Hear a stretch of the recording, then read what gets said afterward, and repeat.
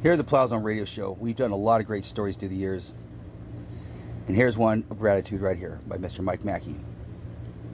Plowzone Radio Show, here for you to tell your story. Drummer of Savannah Blue. I was the singer of Savannah Blue. Savannah Blue was playing huge shows. It was a huge upswing in my life, and I was living the dream life, dude. Meeting people it was amazing. Well, one of the people that I met through this life was the drummer of Savannah Blue, who became my buddy. He was my travel buddy. In other words, me and him would ride together. I'd ride with him to far away, out of state. We'd always be the roommate buddies, because you know why? Good-looking dude, and ladies loved him, and I understood that fully because he was, when I was new in town, and I joined Savannah Blue because they needed to, me and Don Hazel is his name. We get on the boat. First day I get there, I motorcycled down there on my Sportster. We get in where he's at the marina. I go to the marina where I meet him. We get in the boat. We go to, which is a cabin cruiser, by the way, big 21-foot cabin cruiser. Had lunch, pulled into Windmill Cove, and I had a burger. I think we had a couple hamburgers. Ate there and left. I remember one part where we were just leaving from the Windmill Cove, and we're going to go back. It was going to be a great night. Next thing you know, I'm waking up in the hospital, and it's like I'm laying down. I was just over there. Now I'm here.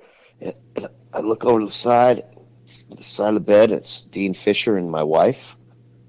And a few days later, I actually was released from the hospital. A broken right side, broken foot, busted up knee, but not broken. Hurt really bad. A lot of my ribs, a few of my ribs definitely, right hand and right side of my head. Huge injuries, man. It was a boating accident. That's what I found out. Before I left the hospital, I knew I was in a boating accident. I lived with Jack Hurst at the time, man. Scott Johnson drove me home to Jack's house when they released me suddenly. I couldn't walk.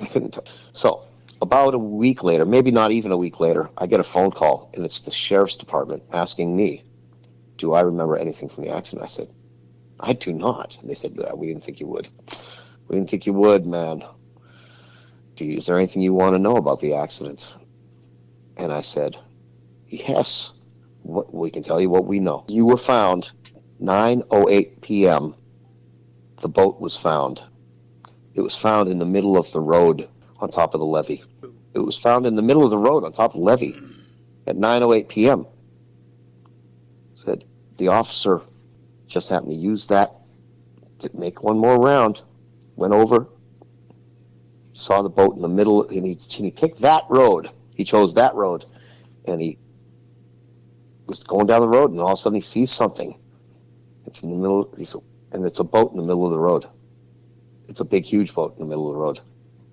He saw that there was somebody in the driver's seat of the boat. He went up there and checked him out. Immediately had to call in a med flight for Don Hazel. Don Hazel had apparently flung forward and hit his head on the windshield and then flown back into his seat.